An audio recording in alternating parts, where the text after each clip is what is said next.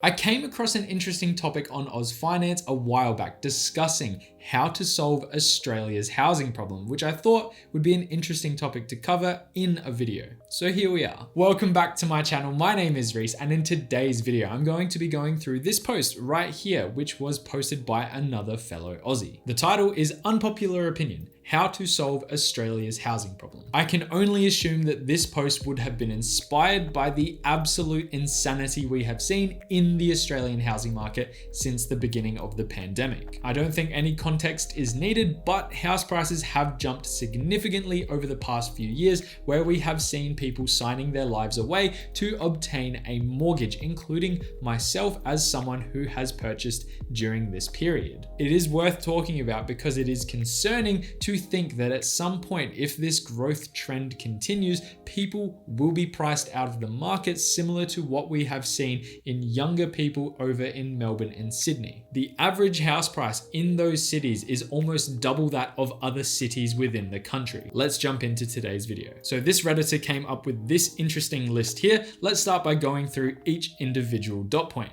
Number 1, raise interest rates. Well, let's break it down. I don't think that this will solve the housing problem whatsoever. It might contribute to house prices dropping in value, considering mortgages will be harder to service, but I don't necessarily think the value of properties will drop significantly if rates rise relatively slowly. If they raise too quickly, we might see a fire sale of properties, as people will no longer be able to serve the absolute bonkers debt that they have taken on.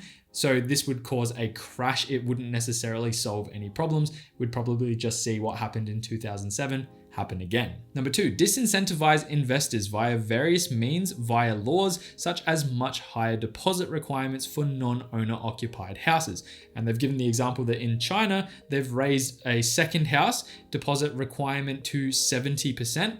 And for a third investment property, anywhere up to 80 to 90%, you need to have the deposit before you can actually purchase that. And they also provided the statistic that almost 32% of new home loans are by investors. Now, again, this would be very interesting. I am kind of accustomed to introducing higher deposit rates, but in the mindset that I have, it's more indicated towards people not taking on unserviceable debt. My biggest fear is that people are just taking on so much debt to the point that putting a 5% deposit down to buy a house is something that is really scary, because like I have said in lots of my videos, interest rates are the lowest they have ever been at the time of recording this video. It's really scary to think that if that interest rate rises and they cannot service their debt, to think of them owning a property that potentially is worth less than the mortgage they have on it, it can cause some serious problems. Limiting how many houses a specific investor could purchase, I don't necessarily know if that again would solve the problem. It definitely should create more supply for the demand that's there,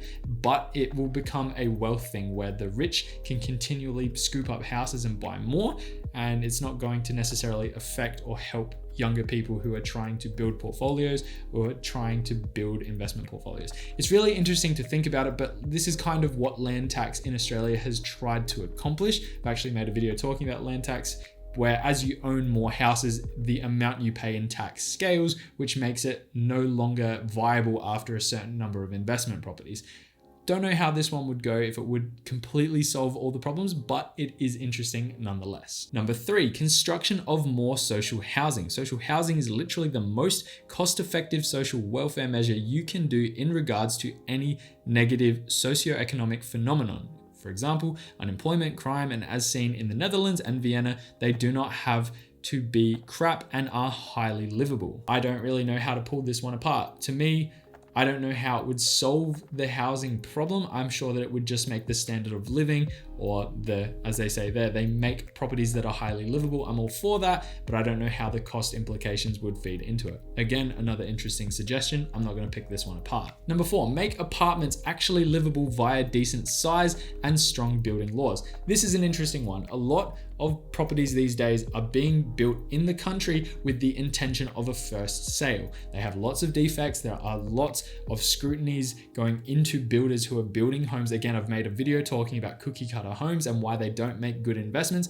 I'll leave a link down in the description below to that video, but I'm not going to dive too much into it right now. But that technically is a good one. Make it more desirable to buy these types of houses or build these types of houses so that instead of owning a big plot of land, an apartment might be a suitable solution for some, which again would increase the supply and technically help the demand that's there. And this point here kind of supports the last one, where supporting these apartments are supporting shops and cafes, local businesses that are on the lower floors, which makes the areas that they are in higher socioeconomic suburbs. Now, again, I don't know how this would solve the housing problem, but it is an interesting concept to make a suburb more livable, more desirable.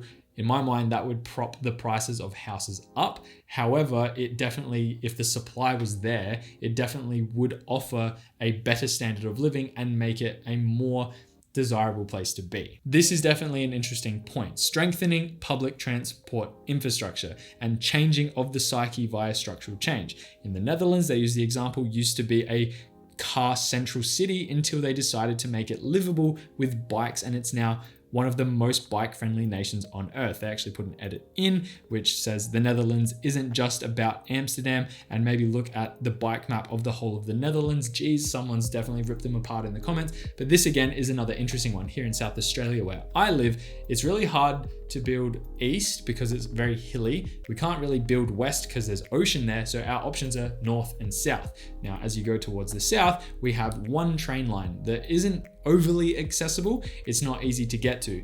Building up that infrastructure and making train lines that can run to and from the city and get people to and from where they need to go definitely could make living further south, which at the moment it's not the simplest way to get into the city. It's not a simple solution. Building that type of public infrastructure would allow houses to be built in locations that aren't as easily accessible right now, which definitely would make them more desirable for places for people to live. If they could get to the city in 15 minutes, but via train, that's pretty cool. Build high-speed rail, definitely something I'm an advocate for. Upgrade our roads, definitely something I'm an advocate for. And I'm sure that within other states within the country, the same thing is taking place. Building out public infrastructure is something that has proven to bring lots of countries problems surrounding their public transport systems out of poverty. Like, let's use China as an example. They've built the most high-speed rail out of anyone in the world in the past decade, and they own it's like 86% of the high-speed rail is in China, which has given people access to these cities, these business districts. It's actually it's been a factor as to what's brought so many people out of poverty. So I definitely agree with improving public transport infrastructure in general, and a lot of the city landscapes within Australia definitely could use a bit of a facelift in that space. This point is very, very interesting. I'm not even going to go into the edits. Mid-density housing of max 5 floors. This is very, very common in European countries. I'm going to use Barcelona as the example. Let's look at the city landscape of how the buildings are. As you'll notice, there are no skyscrapers. There's nothing that is too crazy. They're generally not very many floors high, and there would be lots of dense living within these spaces. I've stayed in cities like Florence where the same city landscape is set out. It's very high dense living. There's lots of people around. It's kind of unique because it houses millions of people in such a small amount of space, something that Australian cities are not accustomed to. We build really tall buildings and then spread them out because tall buildings are really expensive, with shoddy apartments within, and it's very complex and expensive to build these types of buildings. It would be very interesting to see this type of housing be adopted within the country. I think our city landscapes definitely could benefit from having more access to these types of buildings, these types of apartments, the types of houses that belong in them. I think it's a very interesting point as well. This point I don't necessarily agree with. Make developers actually contribute towards the cost of supporting infrastructure like schools and public transport. And they go into it a little bit, arguing why this would be good and bad. But personally, I do not believe that it should be on the builder to support a suburb's upcoming. it's not going to solve the housing problem. It's not going to reduce the prices of houses or make them more accessible. Again, if anything, that's going to make areas more desirable to live in, which is going to jack the prices up. That point would also chew into the profits of builders, which is something that would definitely be fought back by these companies big time, and it would be very hard to regulate. Just before we get into the additions made on this post, make building contracts flexible on the cost of construction so you don't have massive builders fall over due to a spike in building costs. And there are other reasons that would feed into this if you think this would disincentivize developers. They aren't stupid. All they will do is forecast more headroom in forecasting, as all developments and investments has risk. Now, that was kind of wordy, but basically they're saying make the contracts more agile, so you might have to pay more or less depending on what the price of materials are. This again is very, very subject, because builders technically could do a shonky and mark up prices for the sake of improving profit. It's very easy to set a contract based on the cost of materials at the time, and that locks it in and that makes you feel comfortable. This is essentially saying, today we're going to build you a house for 200,000, but tomorrow it could be 500,000. No one's going to want to sign up to that because there's so much inherent risk within it. You can't take the risk on by yourself because your budget's just going to blow out of proportion if things go south. And I highly doubt that the savings costs are going to make their way into those contracts if the price of materials reduce. So I don't like that one. I don't think that's going to solve Australia's housing problems.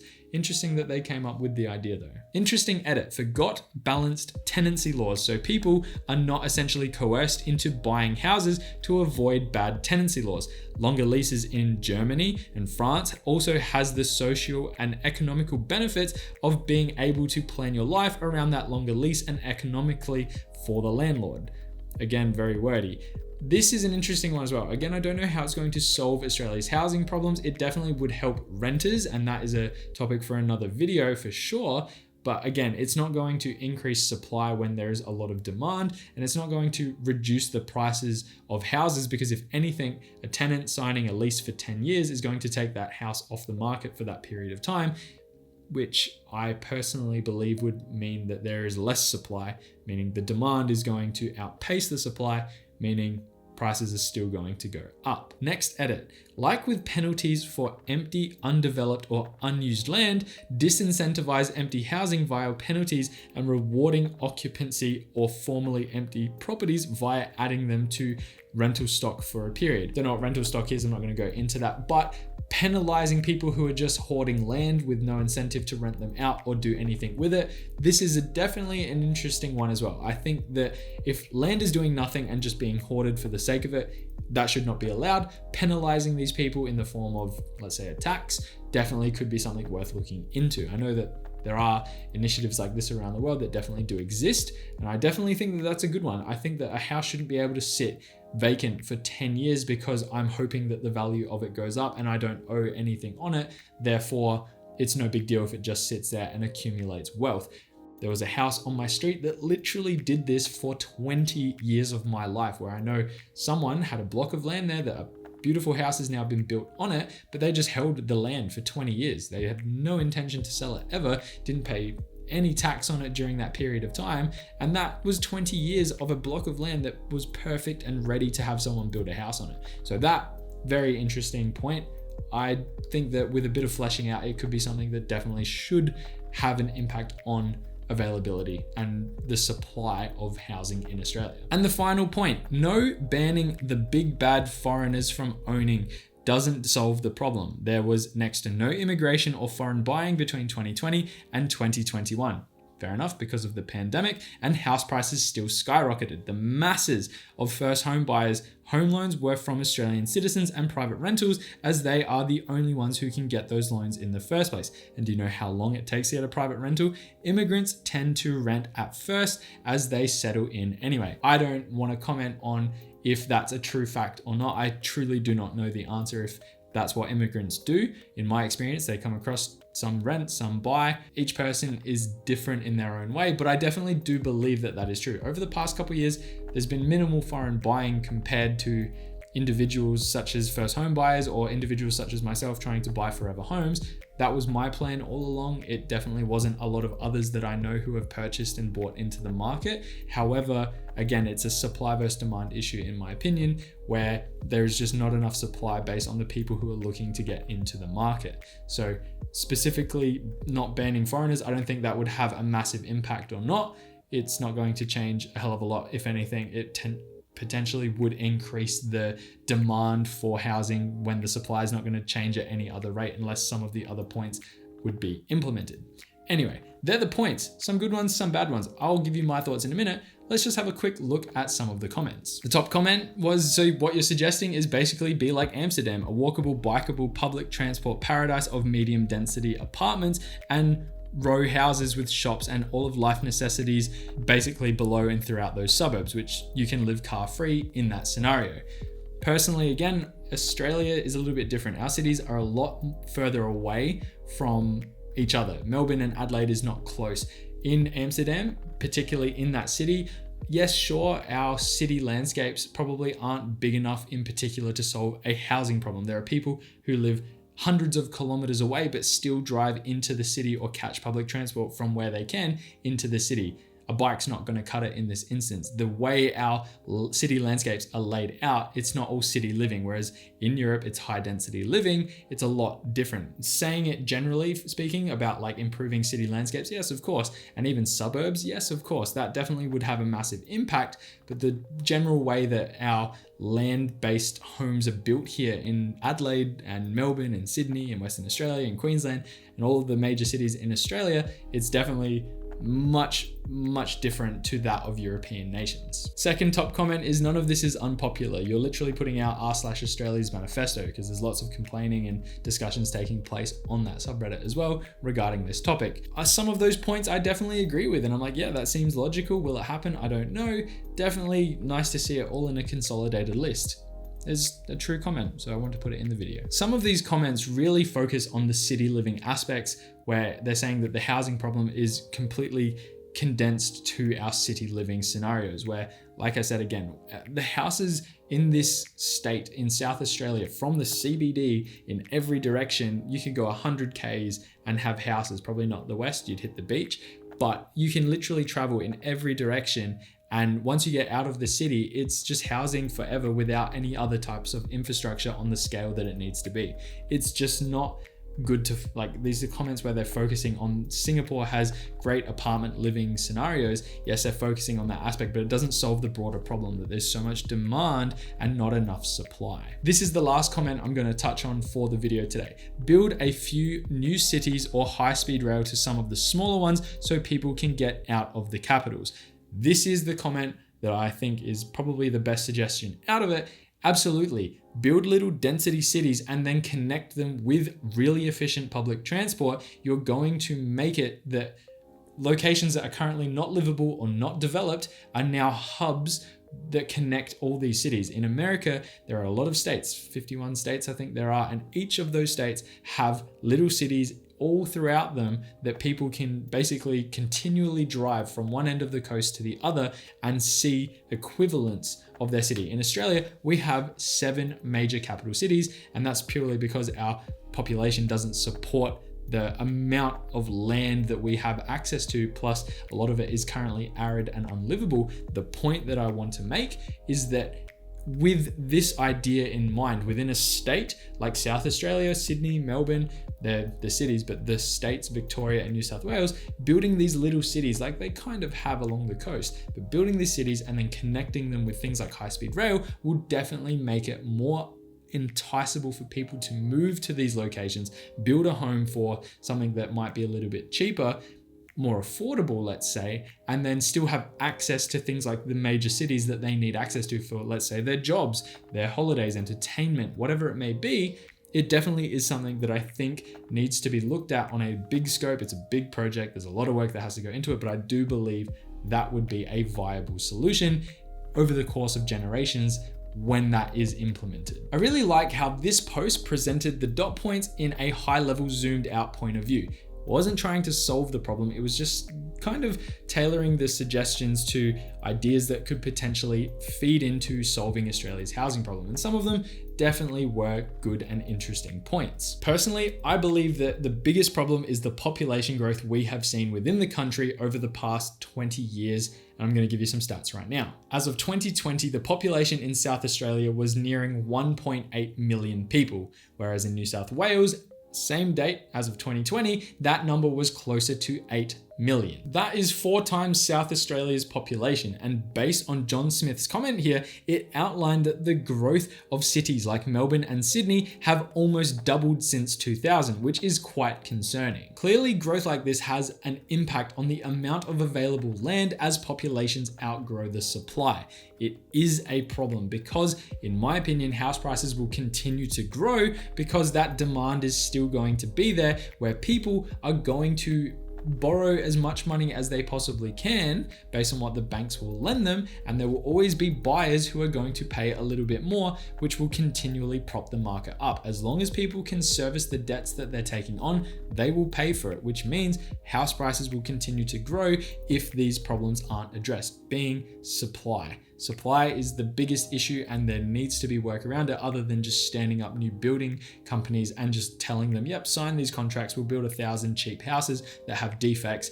That is not the solution. There needs to be more effort put into making it more accessible, better quality, longer lasting. There's a big conversation to be had here, but the point is as long as the supply does not catch up with the demand, there's going to be a problem. Overall, time will tell how the price of property will fluctuate. There's not a lot I can do in just this one moment to break it down and actually say this is the solution to the problem. I thought it was an interesting read. I thought there were a lot of good points made, and I thought it was worth talking about, and I hope you enjoyed the video today. That's pretty much it. I don't have a lot else to talk about. Please leave me a comment if you want to discuss down below. I definitely will make an attempt to reply to you. With that being said, I will leave you there. I hope you enjoyed today's video. I hope it was insightful. I hope you got something out of it. If you did, hit that like and subscribe button, and I will leave you there. Have a good day, have a good week, and as always, I will see you in the next one. Bye for now.